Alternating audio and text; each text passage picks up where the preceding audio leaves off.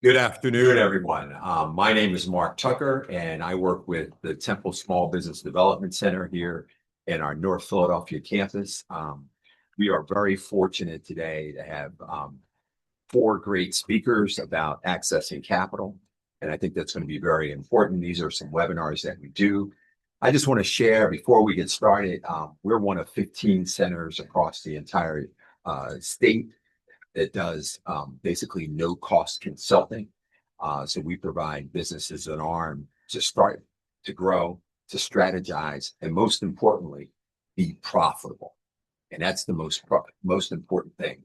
And we interact. We have a wealth of consultants that focus on different areas. My focus is primarily marketing and sales, but we have individuals today that work in all different areas of business development and also consulting. But what's on tap for this next half an hour to 45 minutes? And basically, it's a real phrase that I'll use from a famous movie by Tom Cruise. Show me the money. This is crucial to the success of a small business. How much money do I need to start my business? How long do I stay in business at this level when I have to go out and get additional capital to grow? How do I justify that capital? What statements do I need to have to apply for a loan? These are some questions that we're going to have addressed today. We're going to try to keep this very informal. I'm going to try to coordinate the flow of questions coming in and going out, and the answers going out. And our first speaker today is a neighbor whose office is actually 2 blocks away from the Temple's main campus. And his name is Brandon Kwan. And he works at United Bank. And he will speak for about 15 minutes, give or take a couple minutes, on his business platform. And we'll go from there. Brandon? Thank you. Good afternoon, everyone. Good afternoon. First, I want to take a moment and thank the Small Business Development Center for hosting this event. It is critical that we continue to provide the resources and support for small businesses. I applaud you for the work that you're doing and the effort that you continue to place in supporting our community. Thank you for colleagues that are here as well, because we are all in this together. And that is all about supporting small businesses in the city of Philadelphia, because you are truly the backbone of our economy. United Bank of Philadelphia is purpose, frankly, is to provide quality services rooted in economic inclusion, and it also provides resources to support small businesses. Founded in Philadelphia and headquartered in Philadelphia, United Bank thrives itself on providing neighborhoods, resources, small businesses, resources to drive their businesses. United Bank has a proven track record in supporting individuals, small businesses, nonprofits, and even the faith community as it relates to resources to support their organizations. United Bank of Philadelphia also is one that is focused in on driving support for small businesses and allowing places to continue to grow. When you think about my role, I serve as Director of Strategic Initiatives and Engagement, and that really is focused to partner with groups like Small Business Development Center to ensure that entrepreneurs have the resources they need when they come to banks like us, and ensure that they're ready to get the loan process. Our products and services are aimed to drive businesses from the infancy, the idea, frankly, of creating your own business to continuing to grow and scale. You've got uh, a list of services and products that we feel will help small businesses grow and thrive in the neighborhoods that we have today. So we're thrilled to be here, excited for the engagement and conversation that is here for this afternoon. Thank you. Well, thank you. We really appreciate that from United Bank. And what I'd like to say is it's community-based. The bank started here, and I've been fortunate enough to, I guess I'm old enough to say, I've worked with the bank in my private business as well now in my role as a small business development consultant.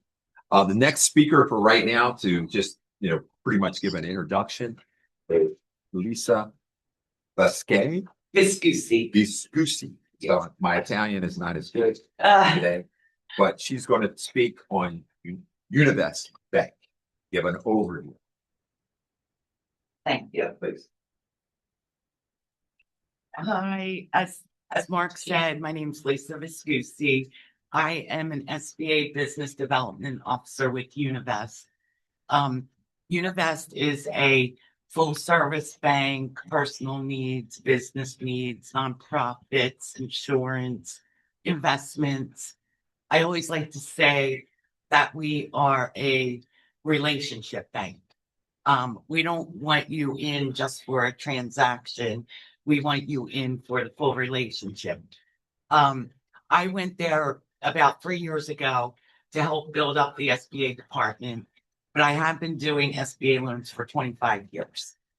And with all of our customers, yes, I bring them from the beginning all the way to the end, closing, stay with them until ideally with SBA and the SBA world, we do like to graduate customers into that conventional world.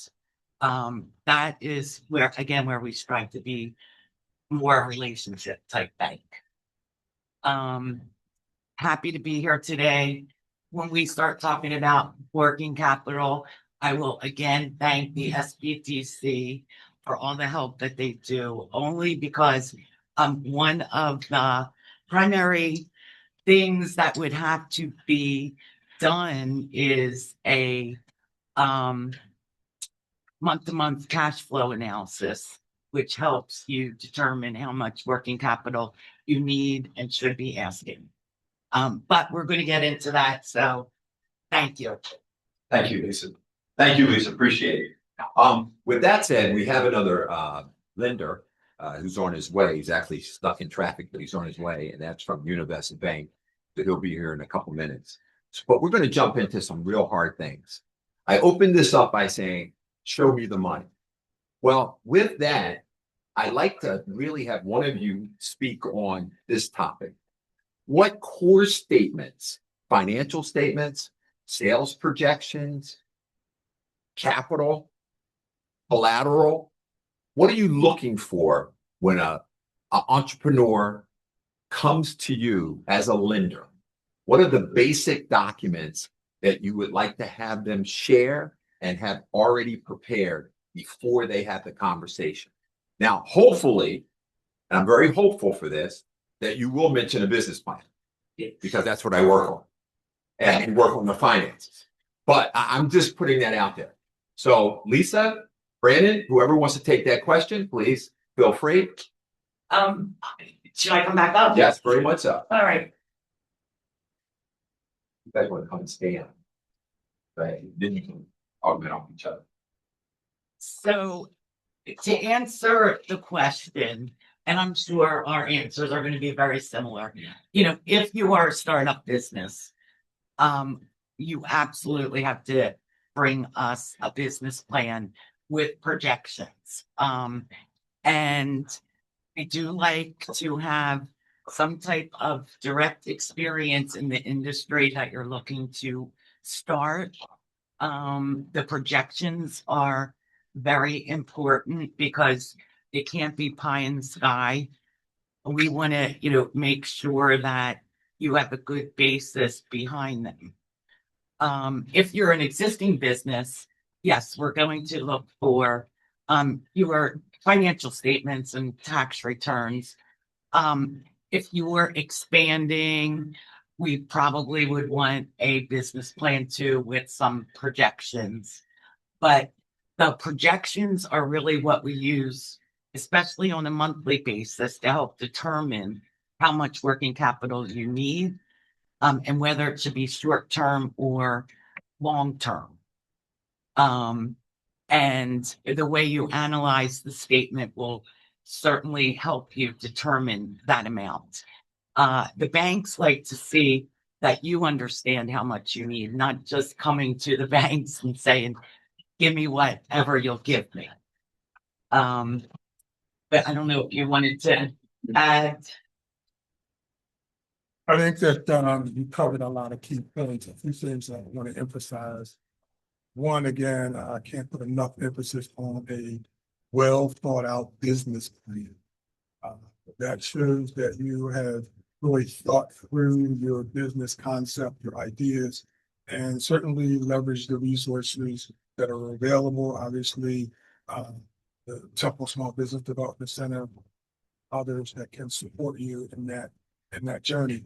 The other thing that I think goes unnoticed a lot of times is the relationship component, right? So when you think about presenting your case and your materials to the bank, be sure to start with the relationship. You want to be seeking a financial institution that you can build a relationship with, that will grow with you from the infancy idea of creating a business to as you look to expand and grow. And that is very critical. And as a lender, we're looking to see to get to know you as an entrepreneur. What drives your passion for your business? What are the skills that you bring, your expertise to the business? And then obviously your business acumen in terms of the staff and support that you have within your organization to ensure that you're meeting the financial obligations, the operational obligations to run your business. Well, thank you, Brandon and Lisa. I think that's outstanding. I just want to make sure that I go through things. I'm kind of concrete in my thinking. So we're saying you like to have a business plan. Yes. You like to have financial statements, if possible, if it was an existing business. Yes. You like to also have sales projections. Yes. Now, just from my perspective, I'm a new business starting out, or I'm an existing business that's been in business for a little bit. Do those financial statements have to be independent? Were they from your accountant, from a CPA? Do they add additional credence if it's from a CPA? Just frame that a little bit for me. The other thing is when you're looking at, and Brandon, you mentioned this, when you're thinking about and putting together your business plan, are you also thinking about the team that supports your business? Like, does that incorporate an attorney, an accountant, a banking partner, an insurance partner? Like, are you looking at the full gamut? And the last piece I'd like to at least ask about is collateral. Are you looking at collateral as a part of that footprint before you make a loan? Either one can speak to that. So a couple of things just to kind of recap. In terms of the expertise with providing the needed documentation, it does matter. So to be frank about that question, and so if you do not have the in-house expertise, then you ought to be seeking externally the expertise around an accountant, right? Someone that can effectively manage your books. If you don't have the expertise around a business lawyer that you may need access to, then you may need to secure that as well. So expertise does matter. And I think it all is about the team that you surround yourself with as it relates to building your business. Um, relative to the question on accessing capital Capital or collateral? and collateral, that matters as well. So instead of looking at loans, the first thing that we look at is your ability to repay the loan. So if you don't have the ability to pay your loan based on the income projections that you have, based on tax returns and other financial information, then we take a look at your collateral to see if your collateral can support the loan itself. So there is such things as good collateral, bad collateral. I would say the types of things that typically are categorized in good collateral. One is their cash, is their savings or some sort of assets that you have. That real estate generally would work. So think about the type of collateral that you have to ensure that that supports the loan request as well.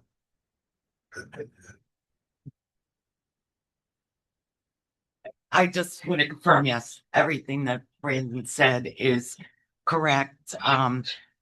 Typically in the SBA world, we are getting tax returns. But during the year, we do get interim statements. Management paired statements are fine in most cases, unless it's an extremely large loan or complex deal. But again, the quality of them is important. If you say that you have two loans and we look at the balance sheet and there's no loans on there, that, means that your net worth position is going to be overstated. And, we'd rather see quality returns, even if they're showing a loss, versus numbers or returns or interims that are incorrect. That gives us no faith in being able to move forward. So having an advisor, an accountant is very important to provide that. As far as collateral, yes, the SBA rule is we have to take collateral available to the extent that it is available. We start with the business assets, and if not fully secured there, we will tap into your personal. But for the most part, SBA is a cash flow lender. So even if we have everything available and that's not enough as far as collateral, that is not necessarily a reason that the deal is at a dead end. Very good. Very good. I thank you for those answers about that. And I get a lot of clients day to day that always ask, like, can I use my home for collateral? If I have an outside co-lender, or in this case, someone that's going to guarantee the loan, is that feasible? I think what Brandon mentioned early is really important. It's about having a relationship with the bank. When you go in for a loan, it shouldn't be the first day that you go into that bank. When I started my company, I actually went and drew down some money out of an insurance policy, but I had talked to them about what that was going to do. But today, before we even go any further, we're really, really thankful and extremely excited because we have someone that's just gone through this entire cycle. Now, this morning, she was throwing dough in the air, and this afternoon, she's going to be talking about dough because she's basically one of my favorite pizza facilities in the city of Philadelphia, which is now outside, and it's in Fort Washington. Deepfake, please come up and talk about your company, and I'll let you talk a little bit about that, and then we'll go back and start answering some additional questions. Dee, welcome. Please talk a little bit about your story, where you are, what happened, and then we'll go and answer some questions. Yeah. Thank you. Hi, I'm Dina Fink. I own Anomalia Pizza in Fort Washington with my husband. A little bit about the business and who we are. Me and my husband moved here from New York. I'm a born and raised New Yorker. who has fallen in love with the city of Philadelphia and has wanted to be out here for a really long time. And between me and my husband, we have about 30 plus years of experience in the food industry. We grew up in it. We have worked in it for our entire careers. We've done every job imaginable. We have been bartenders, managers, we've been bussers, dishwashers, we have been servers, cooks, we've been executive chefs. We've really run the gambit. And we decided that in opening up our own business, we really wanted to take the leap, and rather than doing this job for other people or for other businesses, we figured this was now the time for us to do it for ourselves and to actually reap the benefits of being an owner and starting our own business.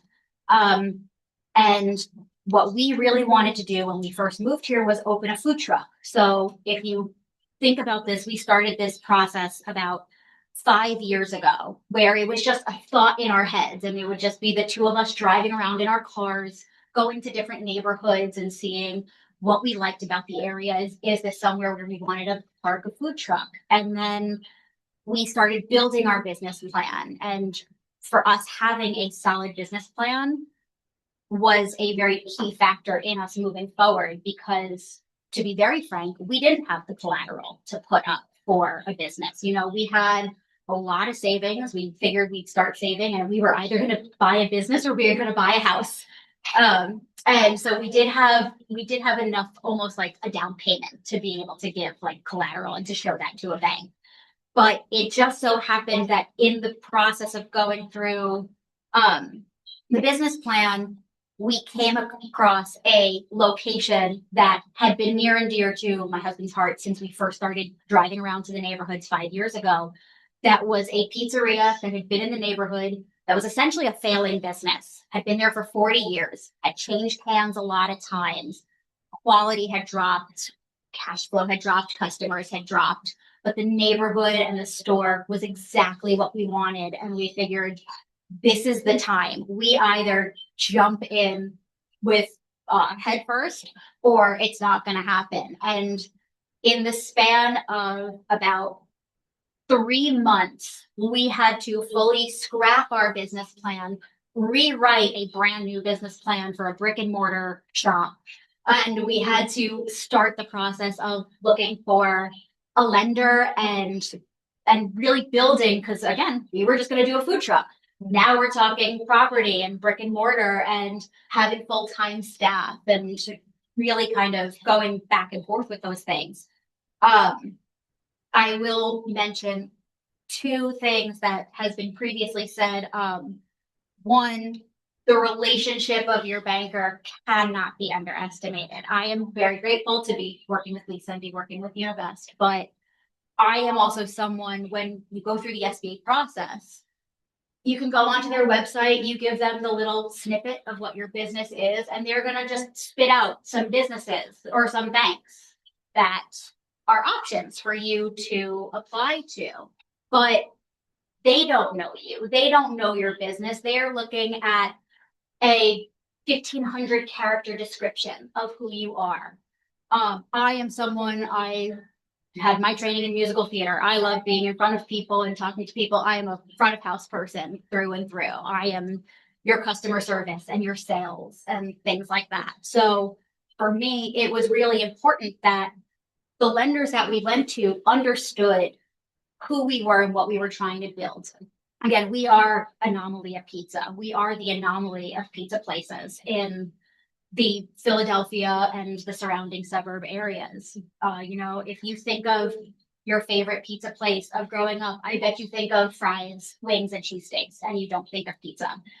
We don't do that. We do real, true, classic New York slice shop, where you can come in, you can get a slice, you can get a pie, you can eat and be on your way very quickly and still feel like you're with your family or you're part of like the neighborhood and things like that.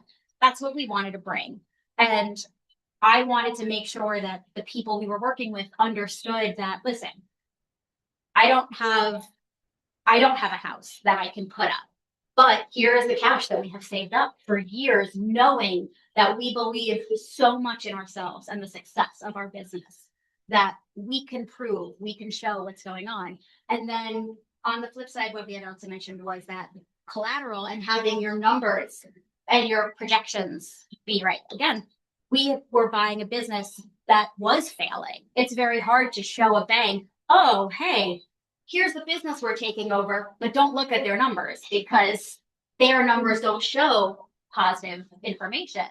But it's a lot easier to show a bank, say, hey, we're acquiring a building that has all of the equipment that we need that we don't have to now fund. So all of the funding that we're getting for you, I don't need to take out a couple million. I could take out a couple 100,000.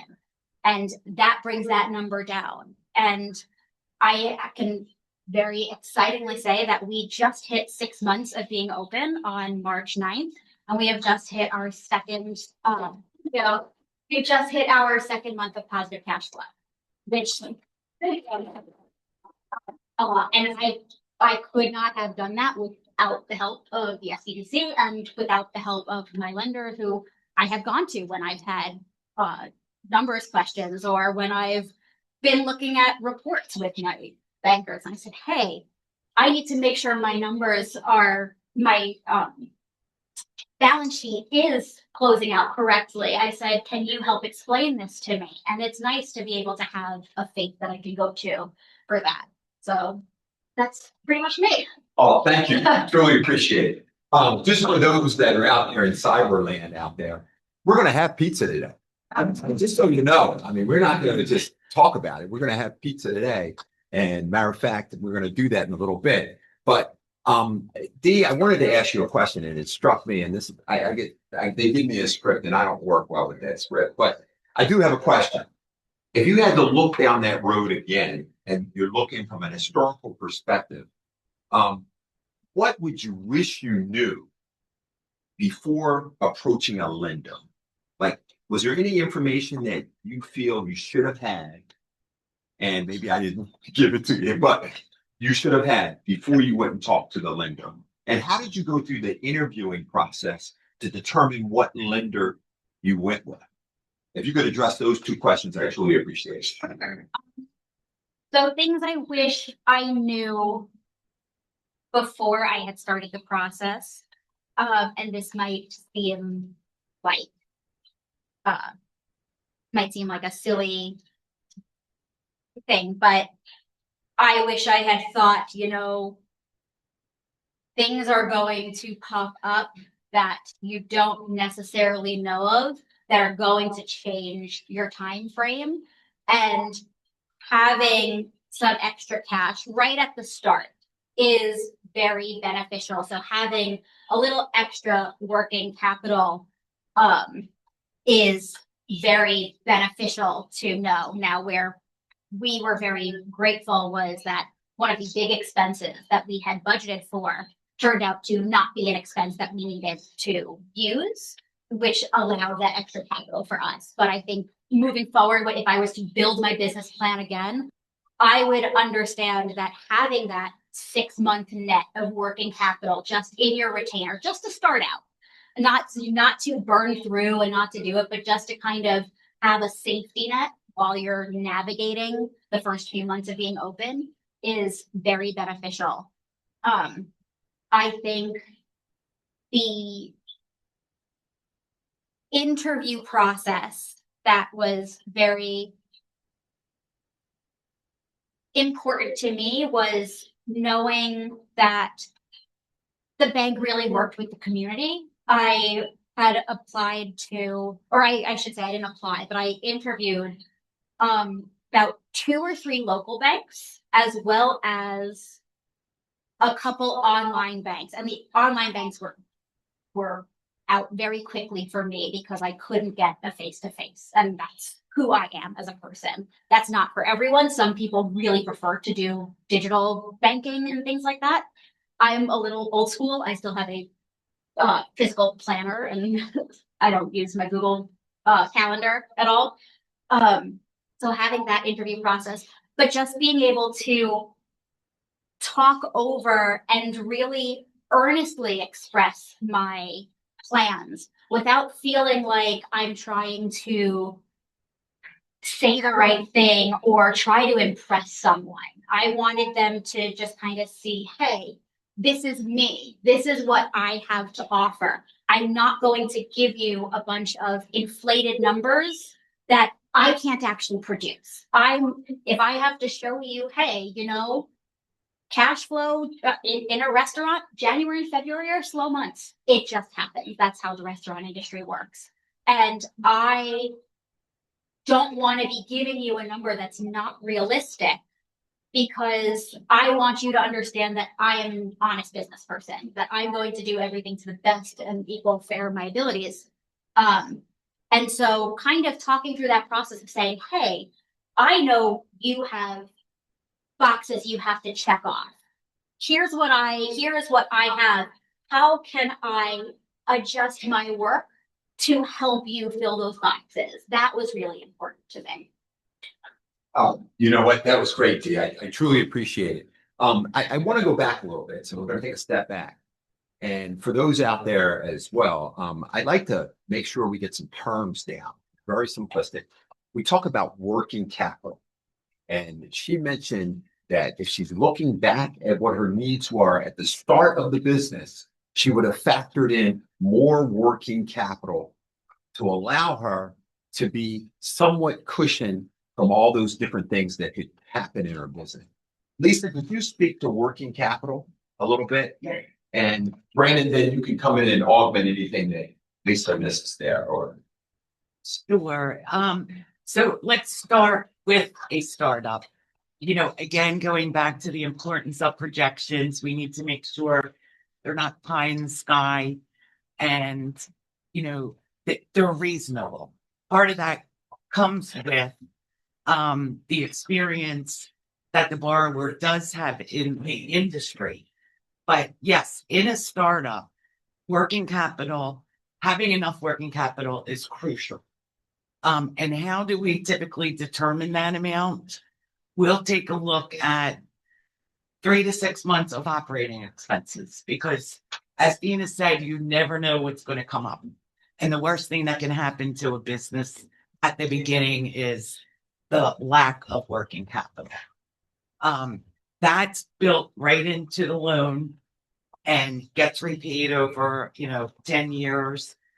That's what we consider long-term working capital. There are businesses out there that might have a need for short-term working capital.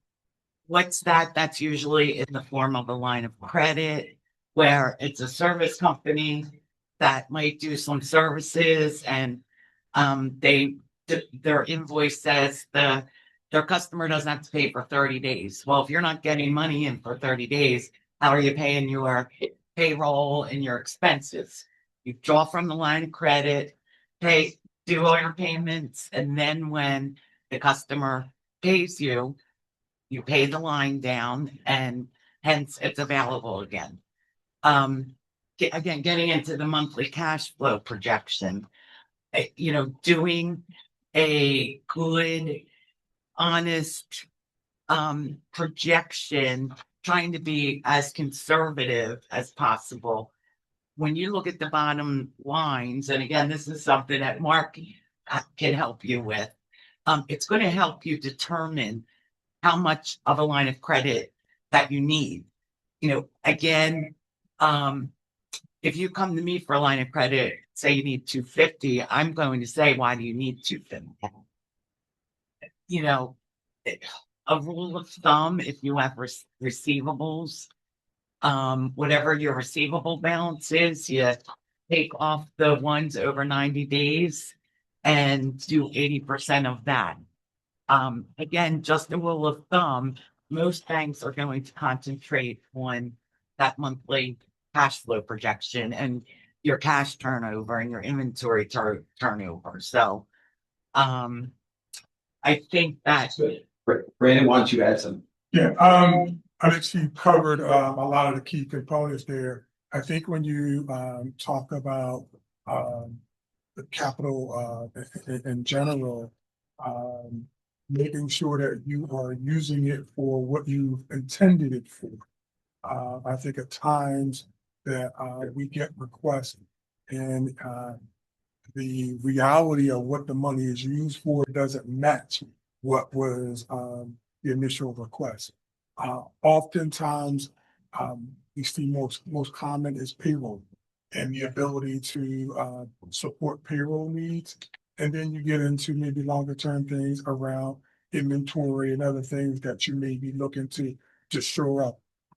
But I think it's important to make sure that the reason of what you are requesting for is something that matches your documentation and matches the request as you move forward.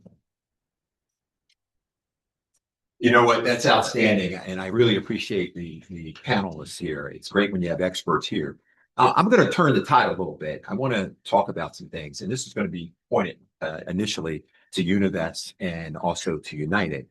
We talk about loans. We talk about SBA loans. We talk about revenue based financing, micro loans, lines of credit, all these different things. But most people don't understand the difference in a line of credit, a revenue-based loan, or a micro loan. Could you speak to that a little bit? Could one of you speak to the different loan products that are out there in the market? And then how does a small business owner, whether he's starting or they're already in business, determine what's best for him or her? Maybe someone could address that question for us a little bit. Thank you. That's an excellent question. And I think it starts with understanding your needs. Like what is the purpose for your loan? And then fundamentally that can provide foundation for exploring the various types of loans. So if you're looking for something that's a smaller loan, micro loans may work for you, given that they are concentrated in smaller loans, up to 50,000.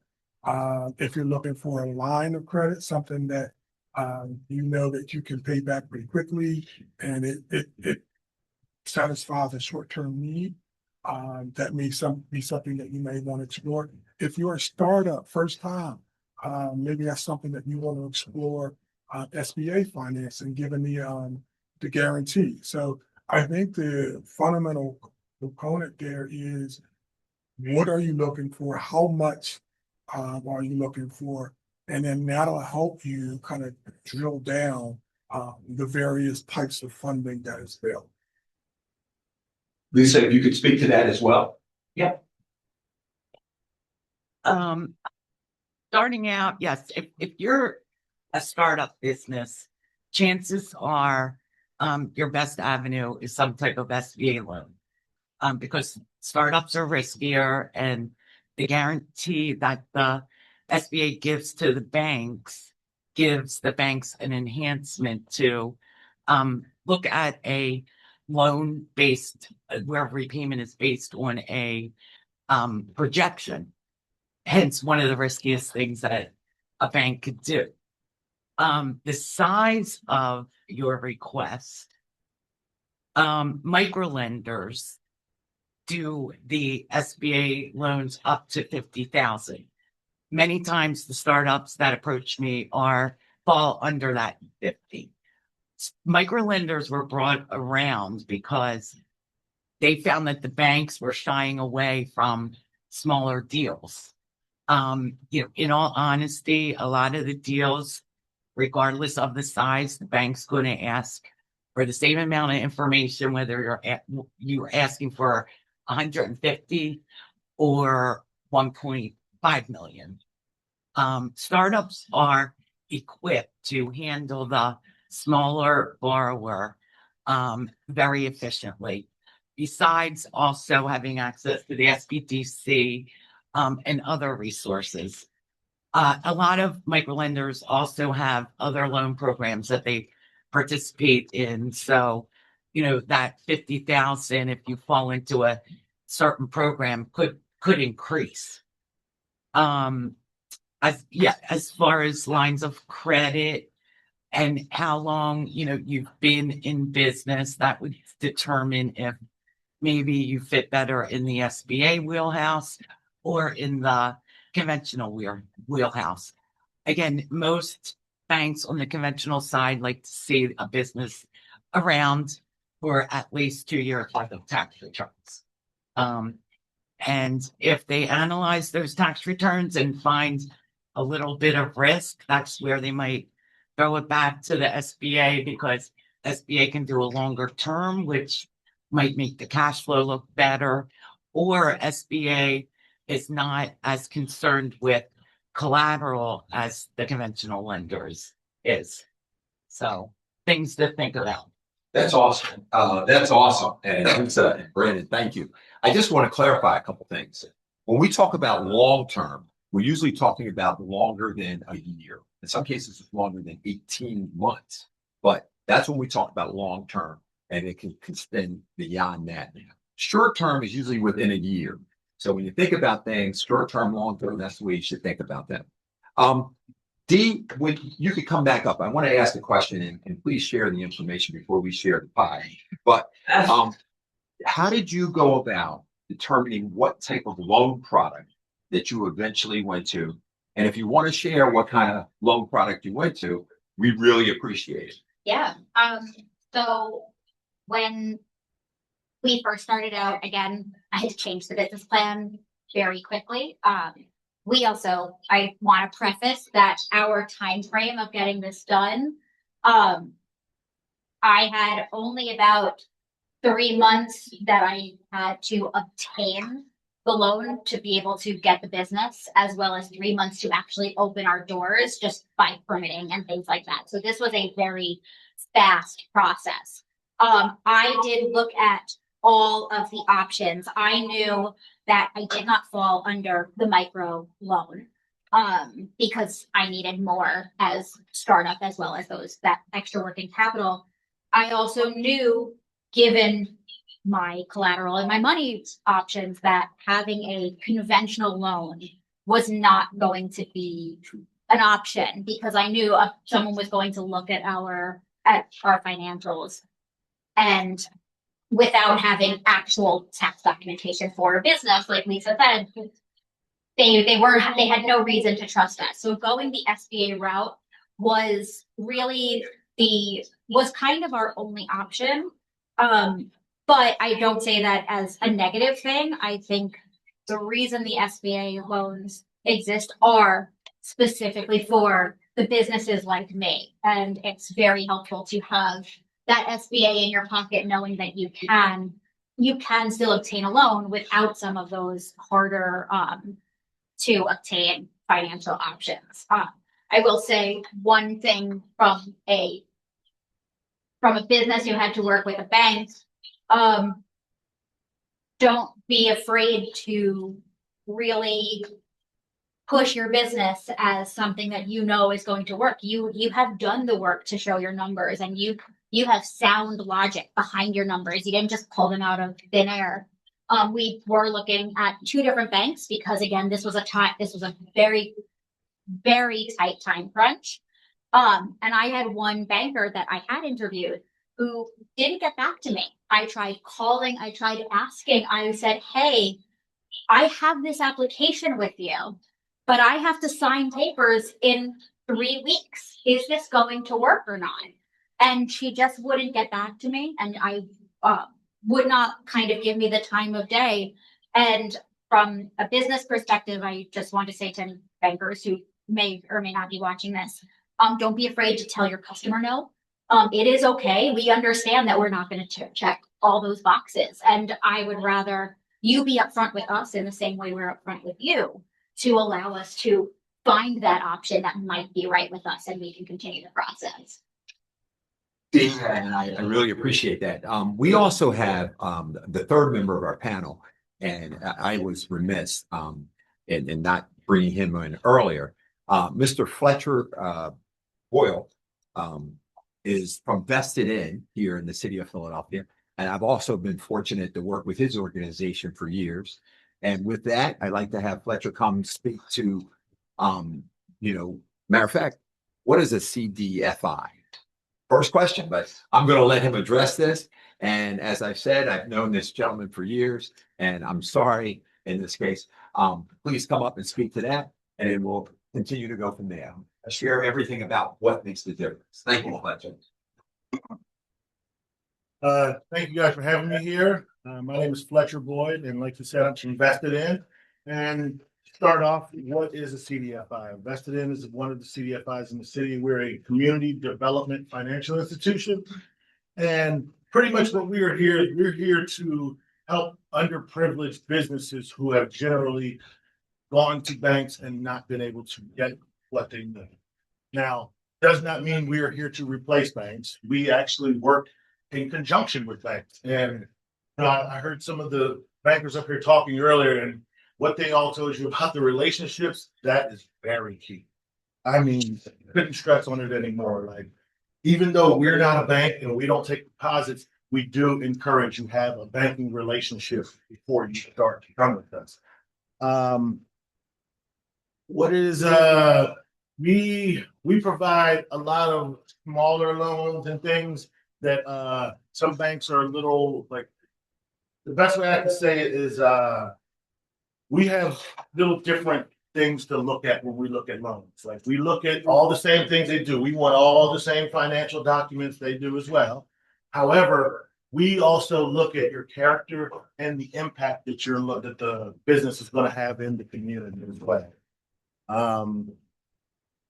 Mostly, we help all ranges of businesses as long as you're not involved in like anything that's traditionally taboo, convenience stores, alcohol, and like drug businesses or whatever. But for the most part, we do it all. And a good thing about us too is you can come to us even if you're not prepared, even if you don't have all the financial statements and all the documents and things, because we are here to help as well. We provide technical assistance in all things that have to do with a loan package. And one way I like to put it is, if you come to work with us and you don't have everything, if you work with us and you follow through what we tell you and get the help that you need, you will be bankable after. You will be able to take everything that you got from us, the whole package, and take it to one of these other banks and get a different product or a more suitable product for you as well. I would say, the bankers were spot on when they said it's a big thing about risk. Collateral is a big thing with us too, but you don't have to have 100%. We just have to. We want to try to make as less risk as possible. Is what it is. Mitigate. I'm sorry. Mitigate risk. Yes. I'm a risk. writer, so I always have like big words. There you go. Yep, he said it better. But yeah, that's a short thing about what Vested In does. And if anybody else has any other questions online or not, you guys are more than welcome to ask, and I'd be happy to help answer the question for you. Yes. Can equipment be used as collateral, like my laptop computer? Equipment can be used as I can use equipment. I can use all your business assets. I can use cash. Real estate is a great one though. Real estate is probably the best one. It's the most secure one, and it really shows stability. I'll say. What if you don't own any land? Well, then we got to look at something else. And sometimes if you don't have any collateral, we have done loans without collateral. Yeah. But it's got to be it's got to be, like you said, you got to have a great business plan. Financials need to make sense. The story everything tells has to be there. That's like what I do. I'm a storyteller. That's a great way to put it. I'm a storyteller, exactly. And I learned your business and tell your story so we can try to get you funding. Fletcher, could you hold on for 1 second? Dean, why don't you come up and broach that conversation with Fletcher here? What you just pointed out. I wasn't being inappropriate. No. Not at all. Absolutely. I was actually going to build on it and ask, do you use cars? Because I do know cars are one of those items that people can own, but the depreciation is really high. It doesn't really hold its value. But is that something that CDFI can use as collateral? Yes, we can. It depends on the vehicle, the value of the vehicle, and kind of like what the vehicle is being used for. Like, for example, if you're using your vehicle to do pizza and you're driving it to make your deliveries and things, it has purpose. And we can use the value. And while the value may be discounted a little bit, it's still some value as opposed to none. And I'd love to if possible, talk to you about the storytelling as well, you as well. Again, I'm not a writer and I get words confused all the time. Hire me. I could hire you. But I am still a performer and storytelling is a big aspect of it. And I really love what you said about the storytelling. So I'd love to know from your aspect of the storytelling aspect, because there's very different forms of storytelling. Like there is a lot of fantasy out there and there's a lot of, I should say, inflated ideas. So when you're going through the storytelling or when you're hearing people come into the storytelling, what are some key things that you find when you hear these stories that kind of get you to say, you know, this is the story that I want to listen to, or this is a story I want to see through to the end. Okay. So storytelling, a little bit about that is when I get your financial package, your application and all your financial documents, I read through them all. I analyze every single thing from the business plan to your financials to your taxes. And essentially, I look through it to see if it makes sense to me personally. If it passes the smell test, we'll call it. Once it gets past that, then essentially, Sorry, that's okay. I'm Essentially, what I have to do is I have to learn your business inside out. And that happens over weeks and maybe a month or so as we go through this process. As you turn in your application and I see your documents, I have questions. I'm going to follow up with you. We're going to talk about those questions. You're going to help me to understand it. Because once your whole story is completed, I'll say, then I have to take it to my loan committee, who's a bunch of bankers and accountants who want to hear the story and say why your deal is a good one. And just to give a small example, I'm quick about it, but I just had a food business locally in the area who they were working for a business and they started to do their own thing on the side. The business owner found out, fired them, and now they had nothing. So what they did was they went out and they started selling their own food that they were already doing. They just took it up another couple levels. They went out and secured contracts in different places. And mind you, this is all their money and all their stuff. They came to us after when they were ready to go into an actual store or a brick and mortar store. And actually, what their plan was to get a food truck. And the food truck, it didn't quite pan out because of the cash flow in the area and the things like that. But they actually ended up getting a better opportunity to go into a brick and mortar store. And what we did was we changed the whole loan package from getting a food truck to now going into a brick and mortar store. And that's exactly what they did. And they were a new business. They did not have collateral, but they did have strong financial, strong work ethic, and their business was really going to make an impact in the community. You know what? I just like to thank both you guys. I want to stay on track though, right now. We're running out of time real quick. So we're going to go through a couple things. And number one, I want to thank everyone and all the questions that we had. One of the questions that was on the chat that we didn't address is interest rates. Obviously, interest rates, I don't know if it went down today. I don't know what the Fed said. It was supposed to go down maybe a quarter today, but I try to track all that information as well. You as a business owner need to know that your primary area that the primary person that you're going to engage with is the bank. The bank is not in the mindset of not giving you the best possible scenario for the profitability of your business long term. So they're not out saying, well, you'll get 8% and you'll get, 4%. They're going to look at the risks. They're going to look at the nature of the business. They're also going to be relatively somewhat controlled by the marketplace. They can't give you 4% when everyone else in the market is getting 8%. It doesn't work that way. It just doesn't. So I would tell you that as we talk about the foundational pieces of accessing capital, it's kind of really pointed on 5 key things.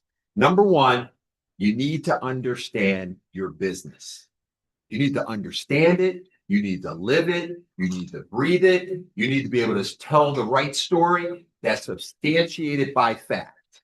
Because a banker, before he or she is going to make a loan, they're going to ask to verify those facts. I've worked with Fletcher and he's called me. He says, this doesn't meet my smell test, Tuck. What are you doing?